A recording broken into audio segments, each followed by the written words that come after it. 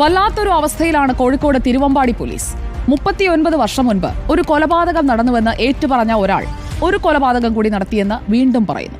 കൊല്ലപ്പെട്ടത് ആര്, എങ്ങനെ, അതൊന്നുമില്ല. മൊഴിയുണ്ട്, പക്ഷേ തെളിവില്ല. പോലീസ് എന്ത് ചെയ്യും? കൂടരഞ്ഞി കൊലപാതകത്തിലെ മൊഴിക്കൊപ്പമാണ് മുഹമ്മദ് അലി മറ്റൊരു കൊലപാതക വിവരം കൂടി വെളിപ്പെടുത്തിയത്.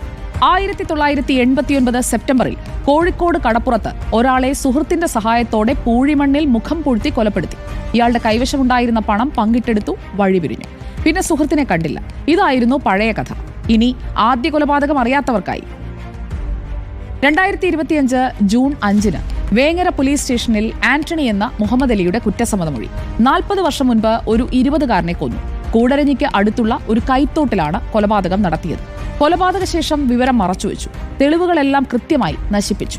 3 ദിവസത്തിന് ശേഷം മൃതദേഹം കണ്ടെത്തിയെങ്കിലും കൊലപാതകമെന്ന് തിരിച്ചറിയാനായില്ല. പിന്നീട് കേസ് തേഞ്ഞു മാഞ്ഞുപോയി.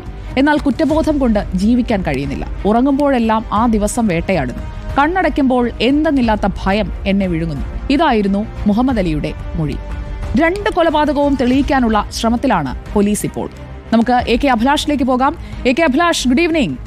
എന്തുകൊണ്ട് ഈ കൊലപാതകങ്ങൾ ചെയ്തു എന്നതടക്കം കുറ്റബോധത്തിലേക്ക്, അല്ലെങ്കിൽ കുറ്റബോധമുണ്ടായത് തുറന്നു പറയാനുള്ള ഒരു തോന്നലിലേക്ക് ഒക്കെ എത്തുന്നത് വർഷങ്ങൾക്കിപ്പുറമാണ്. അപ്പോഴേക്കും തെളിവുകളെല്ലാം പോയ ഒരു സാഹചര്യവുമാണ്. ഇതെങ്ങനെയാണ് നമുക്ക് വിശദീകരിക്കാൻ കഴിയുക AK അഭിലാഷ്? എങ്ങനെയാണ് പോലീസ് ഇപ്പോൾ ഇതിനെ മുന്നോട്ട് കൊണ്ടുപോകുന്നത്?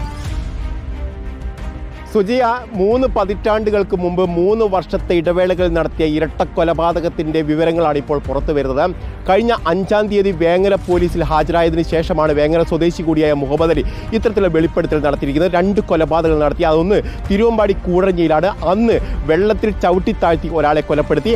അതിനുശേഷം 3 വർഷങ്ങൾക്ക് ശേഷം കോഴിക്കോട് നഗരത്തിലെത്തിയതിനു ശേഷം അവിടെ വെച്ചും ഇത്തരത്തിലുള്ള കൊലപാതകം നടത്തിയെന്നാണ്. കോഴിക്കോട് കടപ്പുറത്ത് വെച്ച് ഒരാളെ മുഖം പൂഴിമണ്ണിൽ അമർത്തി അവിടെ ശ്വാസം മുട്ടിച്ച് കൊലപ്പെടുത്തി. അതും സുഹൃത്തിൻ്റെ അറിവോടെയും അതോടൊപ്പം തന്നെ അദ്ദേഹത്തിൻ്റെ സഹകരണത്തോടു കൂടിയാണ് ഇത്തരത്തിലുള്ള കൊലപാതകം നടത്തിയെന്നാണ് ഇപ്പോൾ നിലയിരിക്കുന്ന മൊഴി. ഏതായാലും ഇത് 2 സംഭവങ്ങളും പോലീസ് അന്വേഷിക്കുകയാണ്.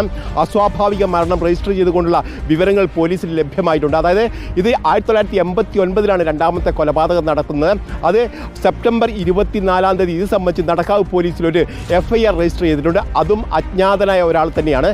നേരത്തെ കൂടരഞ്ഞിയിലും സമാനമായ സാഹചര്യത്തിൽ തന്നെയായിരുന്നു അജ്ഞാതനായ ഒരാൾ കൊല്ലപ്പെടുകയും ചെയ്തത്. അന്നും പോസ്റ്റ്മോർട്ടം റിപ്പോർട്ടിലടക്കം മുങ്ങിമരണത്തിനപ്പുറത്തേക്ക് ഏതെങ്കിലും തരത്തിൽ അസ്വാഭാവികത കണ്ടെത്താൻ കഴിഞ്ഞിട്ടില്ല എന്നുള്ളൊരു വസ്തുത കൂടിയുണ്ട്.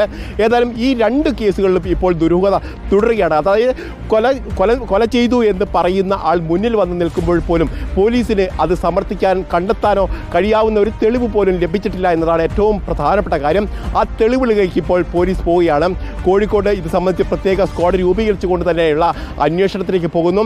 കൂടരഞ്ഞിയിലാണെങ്കിൽ തിരുവമ്പാടി പോലീസ് അത് സംബന്ധിച്ചുള്ള പഴയ രേഖകൾ പരിശോധിച്ചുകൊണ്ടിരിക്കുകയാണ്. പക്ഷേ പോലീസിന് മുന്നിലുള്ള വെല്ലുവിളി എന്ന് പറയുന്നത് ഏതാണ്ട് 39 വർഷങ്ങൾക്ക് മുമ്പ് നടന്നിരുന്ന 2 കൊലപാതകങ്ങളാണ്.